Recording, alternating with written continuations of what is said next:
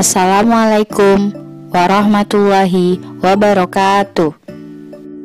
Apa kabar anak-anakku nih? Semoga semuanya dalam keadaan baik dan selalu dalam lindungan Allah Subhanahu wa Ta'ala. Amin.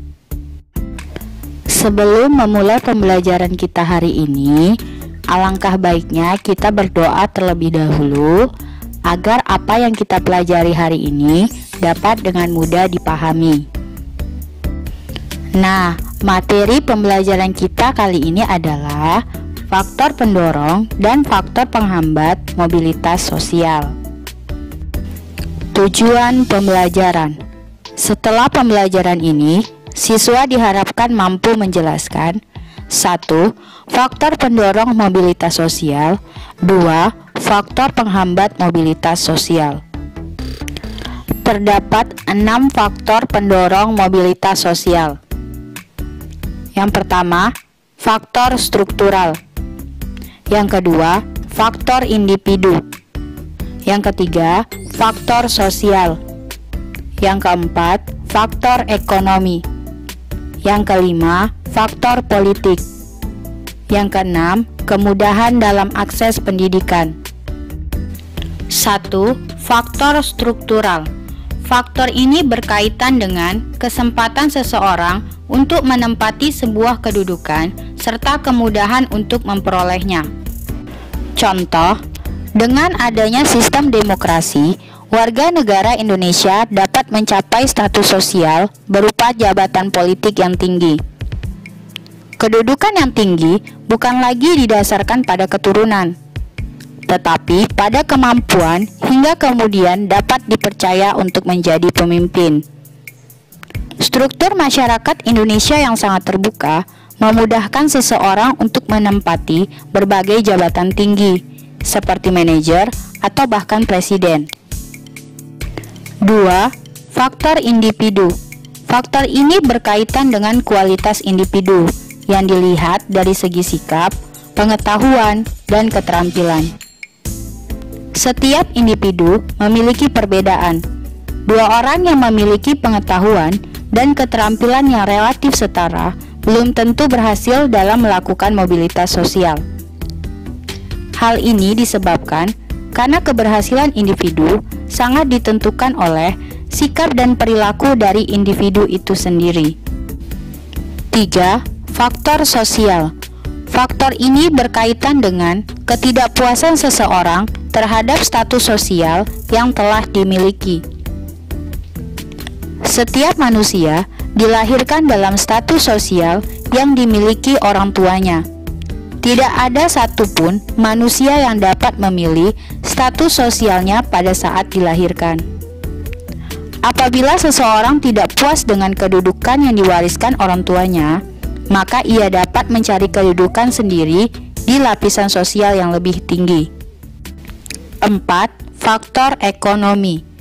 Keadaan ekonomi dapat menjadi faktor pendorong terjadinya mobilitas sosial. Keadaan ekonomi yang baik memudahkan individu dan kelompok dalam melakukan mobilitas sosial.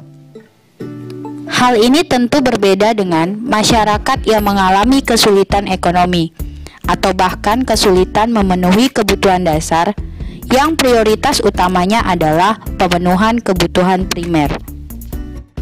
5. Faktor politik. Faktor yang satu ini sangat bergantung pada situasi politik suatu negara. Keadaan negara yang tidak stabil akan mempengaruhi kondisi keamanannya.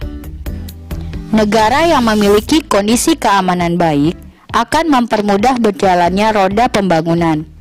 Dengan begitu, ketersediaan dan kemudahan dalam bekerja juga lebih baik sehingga masyarakat mampu melakukan mobilitas sosial. 6. Kemudahan akses pendidikan. Jika pendidikan berkualitas mudah didapat, tentu mudah juga bagi seseorang untuk melakukan pergerakan atau mobilitas dengan berbekal ilmu yang diperolehnya. Sebaliknya, kesulitan dalam mengakses pendidikan yang bermutu menjadikan seseorang tak dapat menjalani pendidikan yang bagus, serta sulit untuk mengubah status karena kurangnya penguasaan ilmu pengetahuan. Terdapat dua faktor penghambat mobilitas sosial. 1. Kemiskinan. 2. Diskriminasi. 1. Kemiskinan. Masyarakat yang mengalami kemiskinan akan kesulitan untuk mencapai status sosial tertentu. Salah satu penyebab kemiskinan adalah pendidikan yang rendah. Dengan pendidikan yang rendah, kualitasnya sebagai sumber daya manusia pun juga menjadi rendah. Akibatnya, kemampuannya untuk bersaing dalam mendapatkan pekerjaan menjadi terbatas. 2. Diskriminasi. Diskriminasi adalah pembedaan perlakuan terhadap sesama karena alasan beda bangsa, suku, ras, agama, dan golongan. Perlakuan membedakan seperti ini sangat tidak baik. Selain dapat menghambat mobilitas sosial, juga dapat menimbulkan konflik. Demikian pembelajaran kita hari ini.